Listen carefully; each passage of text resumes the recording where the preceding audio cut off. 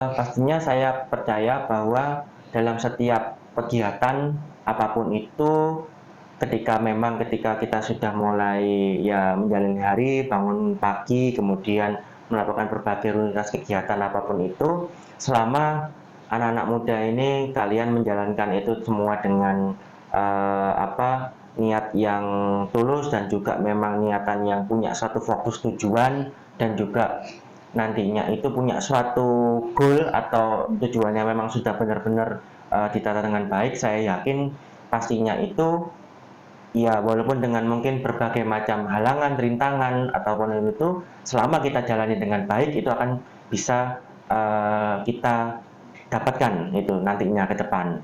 Dan yang terpenting juga pastinya terus tambah networking, jaringan pertemanan kalian anak-anak muda, karena kita tidak akan tahu ke depan di masa depan itu yang akan membantu kita, yang akan mungkin menolong kita entah memberikan pekerjaan ataupun itu membantu kita pada saat susah itu orang yang mungkin juga yang kita mungkin hanya bisa pernah ketemu sekali saja mungkin juga bisa seperti itu.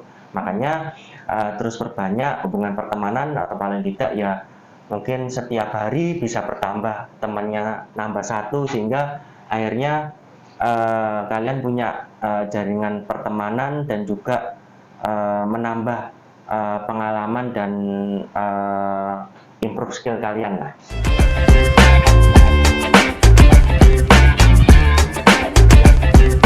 Assalamualaikum warahmatullahi wabarakatuh. Hai Empower, ketemu lagi di podcast Suara Rakyat bersama saya dengan Yuri Sabrina, dan yang pastinya untuk episode kali ini saya sekali lagi dan berkali-kali ya ketemu sama beliau, Mas Fuad, anggota Komisi C DPRD Jawa Timur. Nah, untuk episode kali ini Empower kita akan ngobrolin tentang organisasi pemuda ya.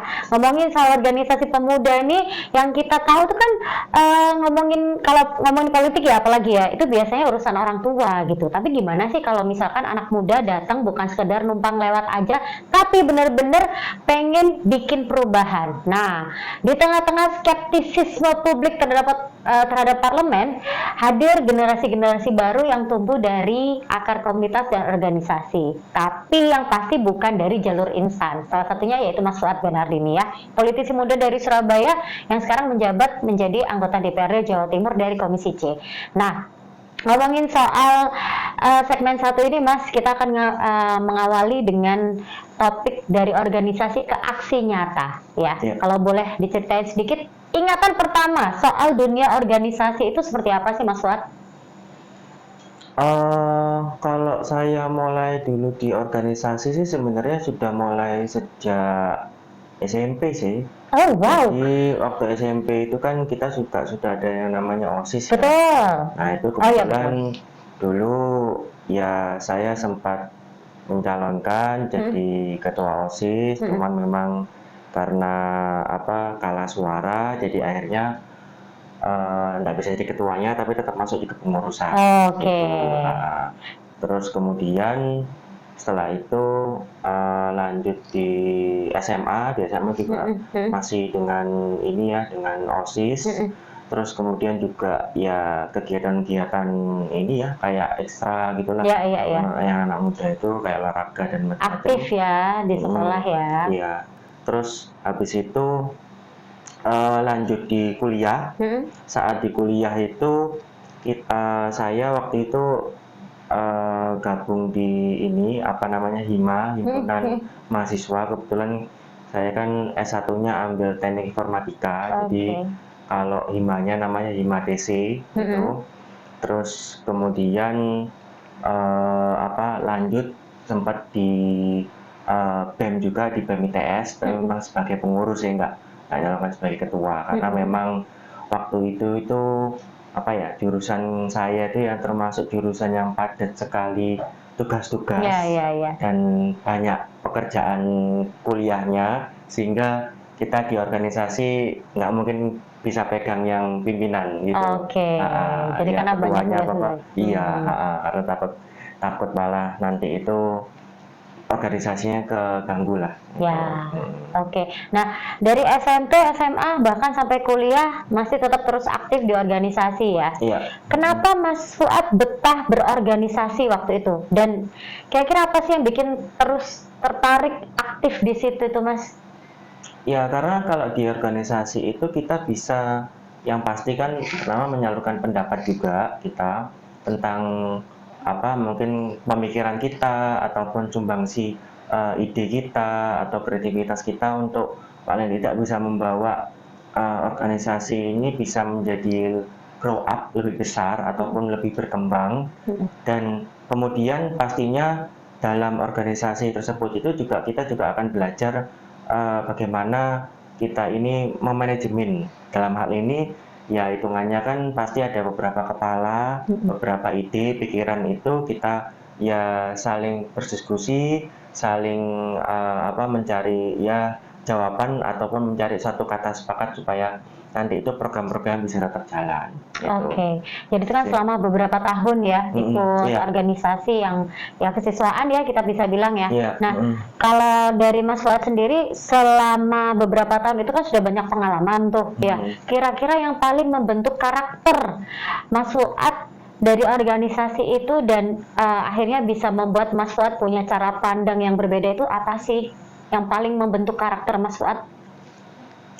Sebenarnya sih pada waktu ketika saat di kuliah itu juga sudah mulai membentuk ya, karena memang pada saat itu karena kita ini kuliah itu tidak hanya yang kuliah mahasiswa dari Surabaya saja, tapi dari seluruh Indonesia. Jadi akhirnya kita bisa kenal dengan karakter maupun ciri khas lah dari teman-teman pengurus yang lain yang memang juga ya ada yang asal dari Jawa juga, ada yang dari luar Jawa juga. Jadi akhirnya saya juga bisa nambah inilah banyak insight-insight, terus juga nambah pengalaman juga, dan itu juga memang ya lumayan untuk menambah pengalaman berorganisasi saya, yang mana akhirnya memang ketika pada saat lulus, kemudian saya pun juga pernah bergabung di beberapa organisasi pemuda mulai kayak HIPMI, kemudian GCI, terus kemudian terakhir itu di Karang Taruna Surabaya. Jadi ya itu yang dari kuliah itu yang mendasari yang menjadi cikal bakal, dan akhirnya kedepannya itu menjadi ya lebih berkembang lah, dan kita juga makin banyak wawasan, terus juga yang pasti pengalaman juga ya itu ya. Oke. Nah, ketika sudah terjun banyak ke organisasi-organisasi itu tadi ya Mas ya, pernah kepikiran nggak sih atau mungkin bakal kebayang nggak sih nantinya akan terjun di dunia politik kayak sekarang ini? Atau ngalir aja gitu? Kalau terkait politik sih sebenarnya itu saya memang juga sudah juga tertarik atau sudah concern itu memang sejak waktu SMP sih, SMA. Jadi pada saat itu ya kita lebih seringnya itu menjadi penonton ya. Maksudnya penonton itu ya kalau dulu kan masih zaman saya itu SMP SMA itu belum HP itu belum viral, sosmed itu belum banyak ya, jadi belum ada. Jadi ya kita kalau melihat tayangan-tayangan politik apa ya di TV ya lewat berita-berita atau itu saya senang, dan di situ juga kita akhirnya banyak mempelajari sebenarnya itu ketika kepala negara ataupun kepala daerah dia membuat kebijakan atau apa sebenarnya tujuannya buat apa. Di situ sih ya karena lihat dari berita-berita itu kita juga jadi lebih paham ya itunya. Ya itu yang memang dari situ yang membuat saya juga mulai paham terkait politik, dan ya memang akhirnya ditambah lagi ketika pada saat Bu Risma saat menjadi wali kota Surabaya, ya kita makin menambah nambah networking jaringan kita, mulai ya di kalangan politisi, kemudian juga di kalangan pengusaha gitu, dan juga di kalangan anak-anak muda semakin banyak itu. Jadi memang ya akhirnya itu semakin menambah portofolio saya di dalam politik itu. Jadi ya makin komplit lah, makin banyak ini ya. Oke. Selain banyaknya atau nambah banyak ya portofolio untuk berada di dunia politik ini, apalagi sekarang kan Mas sudah jadi anggota dewan nih ya kan ya. Keterampilan yang didapat ketika Mas Fuad berada di organisasi-organisasi pemuda tersebut yang paling berguna di dunia dewan ini apa, Mas?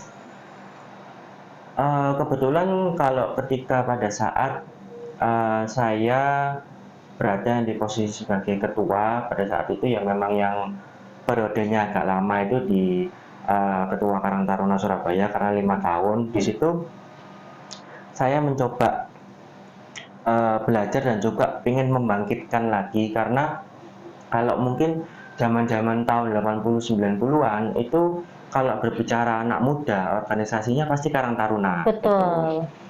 Ya paling nggak di tiap RT, RW gitu atau kelurahan itu mesti semua itu Karang Taruna itu. Tapi pada saat saya mau maju itu dan masih di periode yang lama itu kok saya melihat itu kayak Karang Taruna itu sudah nggak dikenal lagi di anak-anak muda gitu. Padahal ini memang merupakan organisasi pemudaan yang paling dasar dan paling mudah diingat gitu loh untuk anak-anak muda itu. Nah itu yang memang akhirnya kita coba bangkitkan lagi dengan cara bagaimana ya, selain memang kita juga buat dari program-program dari Karang Taruna Kota Surabaya ya, kita mencoba untuk semacam kayak jemput bola. Jadi memang kalau Karang Taruna Kota itu memang yang memilih itu adalah Karang Taruna Kecamatan. Kalau di Surabaya 31 kecamatan.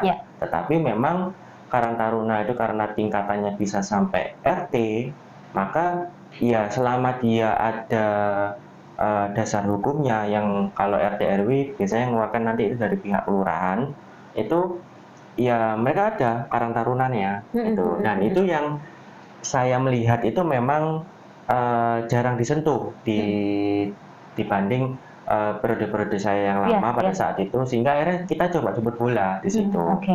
Ya memang tantangannya nggak mudah, karena kenapa? Karena kita harus menghabiskan ya banyak waktu, tenaga, kemudian pikiran, terus juga mungkin ya ada terkait ya keuangan juga pasti juga ada itu, karena memberikan support buat teman-teman ini Karang Taruna sampai di tingkatan RT RW. Tetapi memang ya efeknya itu akhirnya Karang Taruna pada saat itu bisa bergerak di eranya saya, dan akhirnya mereka itu anak-anak muda Surabaya kalau ngomong Karang Taruna pada saat itu dia merasa bangga, karena ya mereka juga teman-teman RT RW itu nggak menyangka kalau sampai bisa ketemu yang namanya ketua kota gitu. Karena dari dulu tuh yang namanya ketua kota itu kalau ya ini kayaknya pengalaman mungkin teman-teman sebelumnya, kalau diundang Karang Taruna RT RW itu ya susah gampang lah. Jadi akses untuk ketemu langsung sama ketua kota itu agak susah ya didapat ya. Tapi karena jemput bola itu tadi akhirnya mereka jadi lebih, wah ternyata kita bisa ngundang ketua kota loh ke sini gitu ya. Jadi challenge-nya banyak ya Mas ya, challenging banget ya itu salah satu keterampilan yang didapat dari organisasi pemuda yang Mas Fuad ketuai waktu itu Karang Taruna Kota Surabaya ya. Mas Fuad, kita akan kembali lagi ke segmen kedua, jangan kemana-mana, tetap di podcast Suara Rakyat.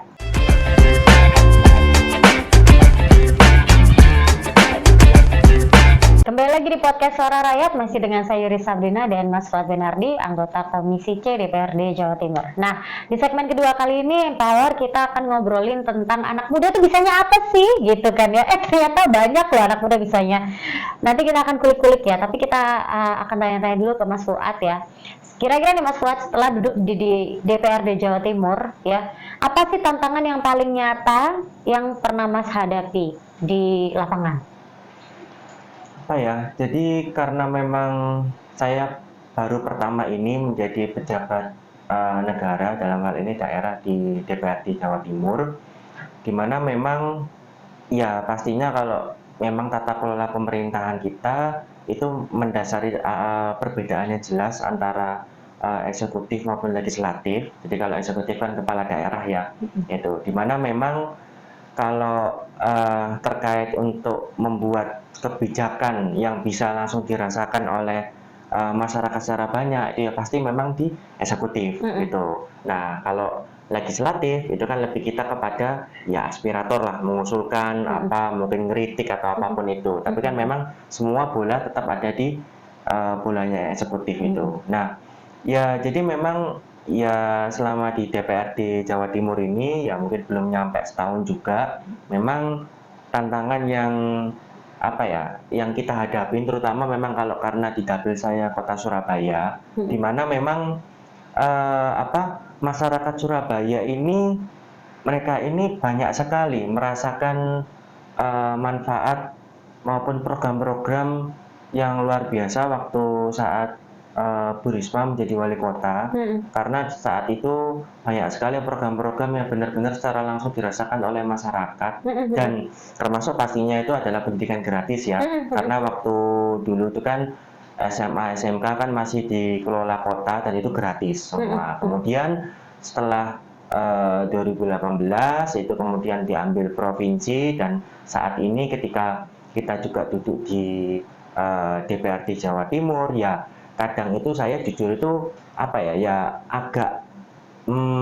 agak geram ataupun agak pusing juga, karena secara logika saja Bu Risma saat dulu itu bisa menggratiskan SD, SMP, SMA, SMK se-Surabaya negerinya gitu.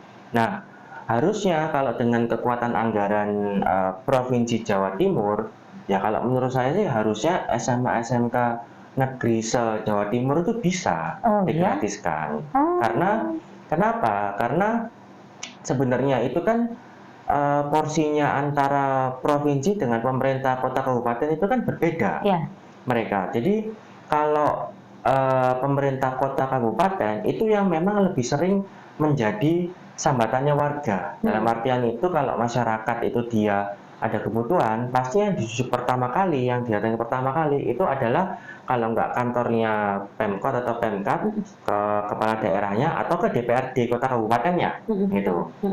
Sehingga akhirnya yang lebih concern yang urusan ke masyarakat itu pasti kota kabupaten gitu. Sehingga akhirnya untuk budgeting penganggarannya itu memang kota kabupaten banyak sekali program-program yang harus dianggarkan untuk ke masyarakat. Nah, hal ini memang agak berbeda dengan provinsi, karena kan provinsi itu dia itu kalau ibaratnya di pemerintahan itu dia punya wilayah, tapi tidak pegang masyarakatnya.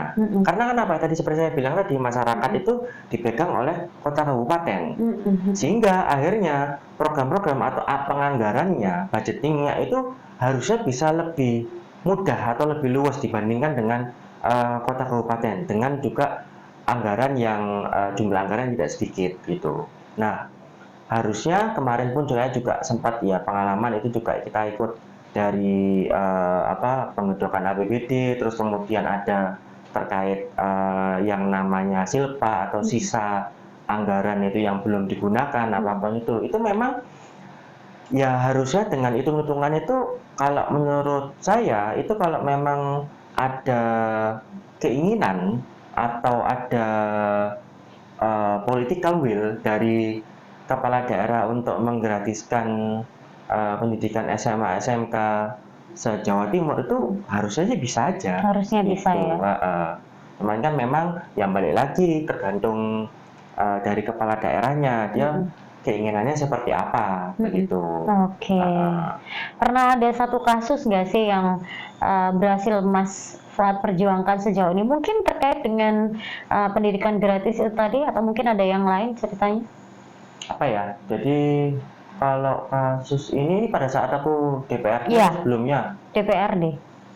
Kalau pada saat DPRD itu yang Atau mungkin karena belum setahun ya, jadi belum banyak kasus yang ini, atau mungkin sudah ada sedikit? Ya sebenarnya sih kalau lihat di komisi itu kan karena memang komisi saya itu kan bidangnya itu dengan Bapenda, kemudian aset dan juga BUMD Jawa Timur. Jadi memang ya lebih ke ngomong kepada ini ya, struktur perusahaan ya gitu ya. Ya kemudian kemarin itu ya juga kita sempat ada membongkar juga bahwa ternyata ada salah satu BUMD Jawa Timur yang memang bergerak di bidang air.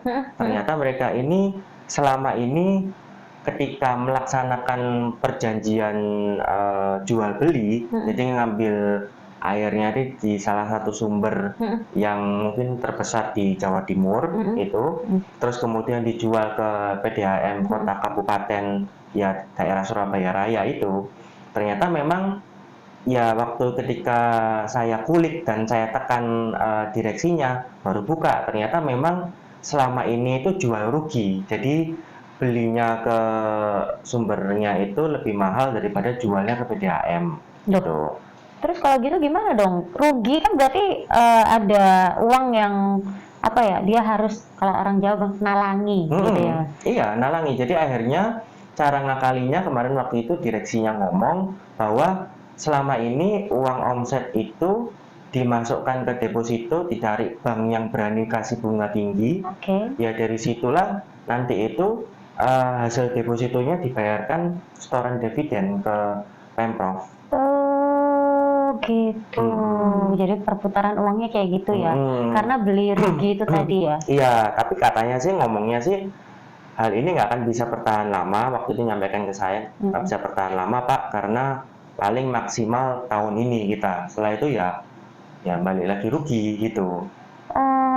Gitu. Makanya ya akhirnya dari sini saya juga belajar bahwa sebenarnya ya banyak sekali juga BUMD Jawa Timur ini juga ya apa yang perlu banyak perbaikan tata kelolanya perusahaannya, karena ya itu banyak yang apa ya nggak beres lah sistem pengelolaannya.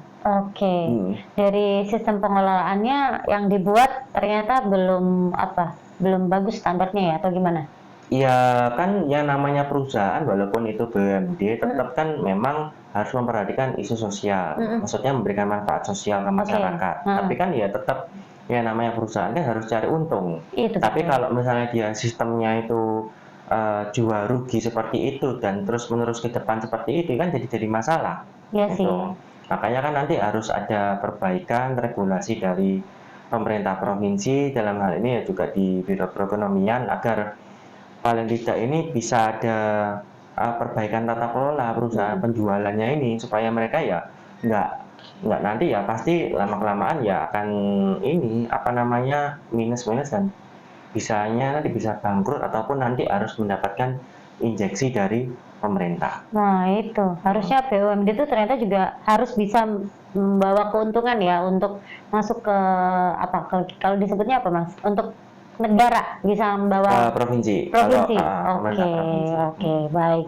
Nah, aku baru tahu juga ternyata ada yang jual rugi. Iya, itu malah ini. Jadi kebetulan itu waktu sebelumnya teman-teman di Komisi C nggak ada yang tahu.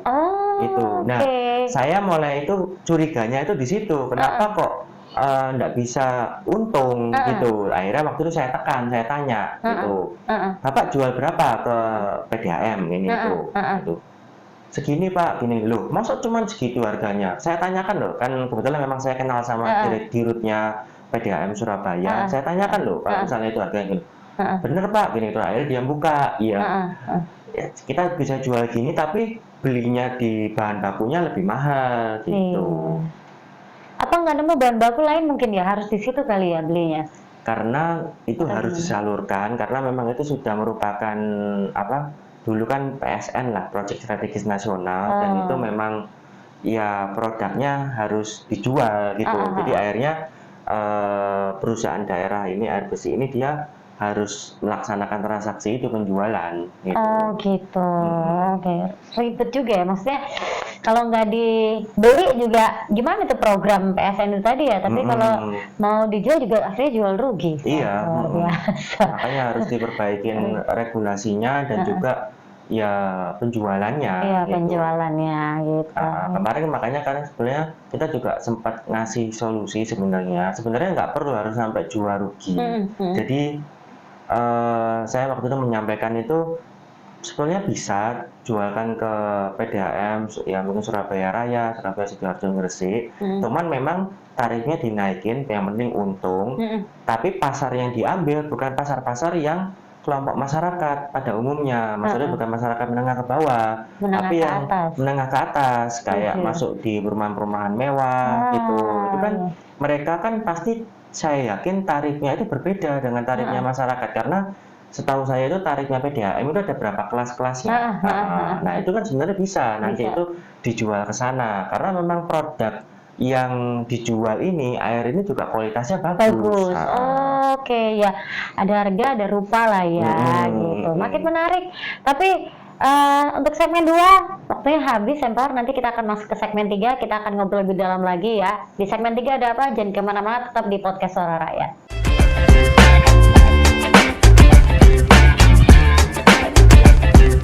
Kembali lagi di Podcast Suara Rakyat, dan kali ini di segmen 3 kita akan ngobrolin sama Swat tentang dari ruang aspirasi ke gerakan generasi. Nah, menurut Mas Swat nih, isu apa yang paling penting dan perlu disambut oleh gerakan pemuda nowadays pada hari ini?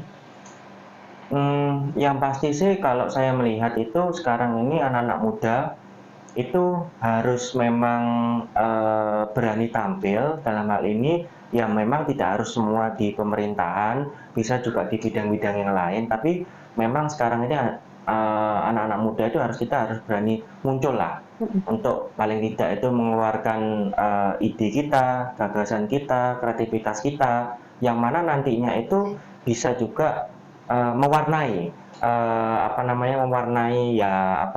mungkin program-program atau kehidupan kita di saat ini, ke depan ini ya. Karena kenapa? Karena kalau misalnya ya anak-anak muda ini kita hanya menunggu, kemudian nanti itu ya kayak menunggu panggilan dan kita nggak kreatif, maka nanti itu ya ya kita nggak akan bisa muncul, ataupun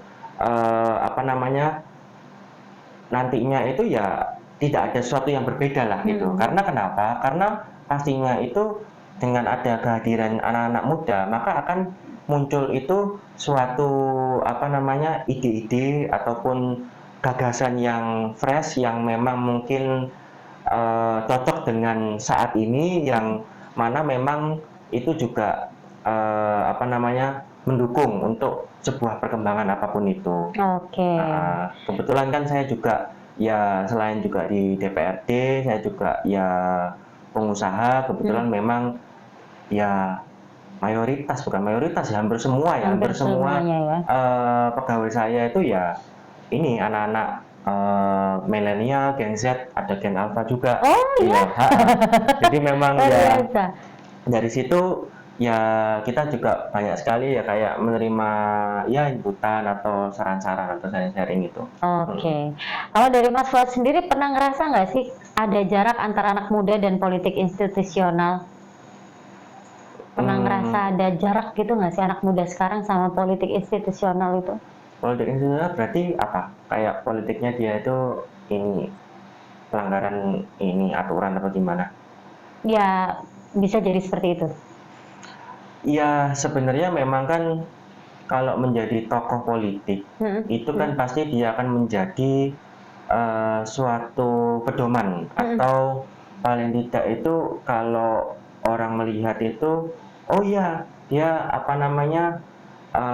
kepala daerah mungkin masih muda ya orang akan melihat menjadi percontohan lah itu. Dan pastinya kan masyarakat tuh pingin yang namanya itu kita juga namanya pemerintahan itu kan pasti ada aturan-aturan semua, dan itu kan harapannya itu kan semua kan bisa ditaatin itu.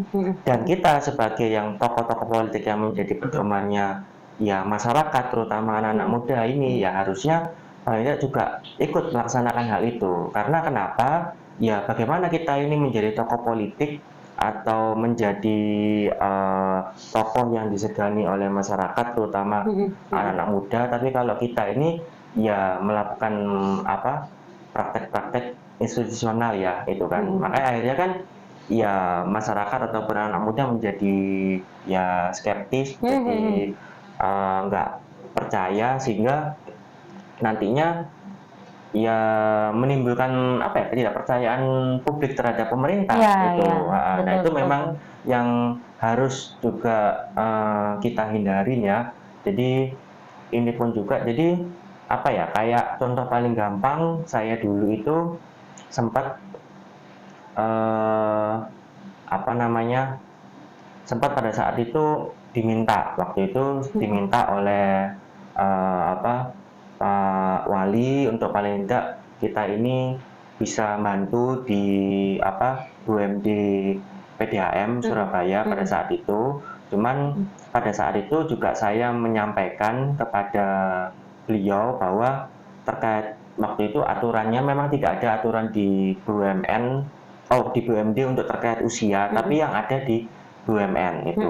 Teman, karena pada saat itu memang saya khawatir nanti juga akan menjadi apa, nyambung juga sampai ke BUMD, ya saya sampaikan juga ke beliau. Terus akhirnya beliau waktu itu konsultasi dengan Biro Perekonomian, dengan bidang perekonomian, dan ya katanya sih nggak apa-apa, tetap jalan aja. Dan ya ketika memang apa, ketika sudah mendaftar itu ya ternyata memang akhirnya menjadi masalah karena terkait usia. Ya udah, karena memang itu aturannya seperti itu, ya saya sih ya legowo aja, udah nggak jadi masalah itu, karena memang ya saya pun juga sudah tahu di awal bahwa terkait pendaftaran untuk menjadi direksi BUMD pada saat itu ya ada batasan usia. Pada saat itu harus minimal 35 tahun. Saya waktu itu masih berapa ya, masih 31. Oke. Jadi ya kita ya nggak masalah itu, karena memang ya kalau nanti memaksakan maka nanti kan jadi contoh yang nggak baik juga kan. Betul. Karena sudah ketentuannya kayak gitu ya Mas. Iya. Daripada nanti ya Iya. malah banyak anak muda yang akhirnya ya mempengaruhi publik juga ya. Iya. Wah, kinerja pemerintah ternyata kayak gini, bikin ketetapan kayak gini dilanggar-langgar sendiri gitu Iya. ya kan, akhirnya malah jadi rancu. Nah, kalau ngomongin soal anak muda yang tadi skeptis ya, akhirnya mereka nggak mau nyalon gitu kan. Tapi tetap pengen kasih kontribusi. Kira-kira kalau dari Mas Fuad sendiri ada masukan nggak, peran yang paling peran terbaik yang bisa mereka ambil apa Mas? Aku nggak mau nyalon, tapi aku pengen tetap kasih kontribusi. Kira-kira jadi apa? Ya kontribusi ke ini masyarakat. Ke masyarakat. Paling gampang kita ngomong, nggak perlu harus sampai mungkin sekelurahan, sekecamatan, ya lingkungan tempat tinggal kita aja. Oke. Kita, kampung kita, atau mungkin perumahan kita, misalnya mungkin ada kegiatan kerja bakti, ya ikut terlibat, ikut hadir, ataupun kegiatan lomba-lomba, 17-an ataupun itu, ya kita misalnya bisa ikut hadir, walaupun memang pas ini ya pas nggak sibuk gitu, bisa ikut hadir. Itu juga sudah merupakan salah satu kontribusi kita lah, untuk paling tidak itu kita bisa memberikan ya waktu, tenaga kita, pikiran kita juga untuk membantu untuk meng-grow up lah, meng-grow up suatu program-program itu yang mungkin di masyarakat, sehingga nanti itu bisa jalan, bahkan mungkin bisa lebih besar gitu. Oke. Karena ya kalau kita berbicara kontribusi dimanapun itu, selama kita membuat suatu hal entah kecil maupun besar, itu pasti akan hitungannya kontribusi. Itu kontribusi. Jadi intinya maksudnya itu nggak perlu yang sampai kemana-mana gitu ya, tetap di lingkungan sekitar aja, yang penting bisa bermanfaat dan berdampak untuk lingkungan sekitar gitu ya Mas ya gitu. Jadi tetap bisa berkontribusi dengan baik. Anak muda itu cepat. Nah, kalau sekarang nih yang Mas Fuad lihat sebagai kekurangan pendekatan politik ke anak muda apa Mas? Kekurangan pendekatan politik untuk anak muda saat ini tuh apa? Ada nggak? Apa ya, lebih kepada mungkin sekarang ini kan karena memang di era sosial media yang begitu masif dan juga cepat, terkadang itu memang problemnya itu kita melihat suatu informasi politik ini benar atau hoax, itu kan juga kadang itu menjadi problem ya buat anak muda. Jadi akhirnya kadang itu apa yang menurut anak-anak muda ini, informasi politik ini benar gitu, tapi ternyata ketika kita konfirmasi ke instansinya, ke kementeriannya atau ke dinasnya itu adalah hoax kan itu. Dan kadang itu mungkin ada juga anak-anak muda yang memang juga dia sudah mengikuti hal itu, ada juga yang dia nggak tahu, jadi masih menganggap bahwa informasi itu adalah benar gitu. Makanya memang ya sekarang ini kalau saran saya sih pastinya dalam melihat suatu apapun itu, informasi apapun itu tidak hanya politik, tapi kalau memang yang terkait politik juga, kita juga harus benar-benar melakukan check and balance ya. Jadi benar-benar mengecek keaslian informasi tersebut itu benar atau tidak gitu. Oke. Terakhir nih Mas ya, Mas Fuad ada yang mau disampaikan nggak buat seluruh anak muda di Jawa Timur, kira-kira apa dari Mas Fuad? Apa ya, pastinya ya saya sih percaya bahwa politik itu juga bukan hanya kekuasaan, tapi kepada keberpihakan.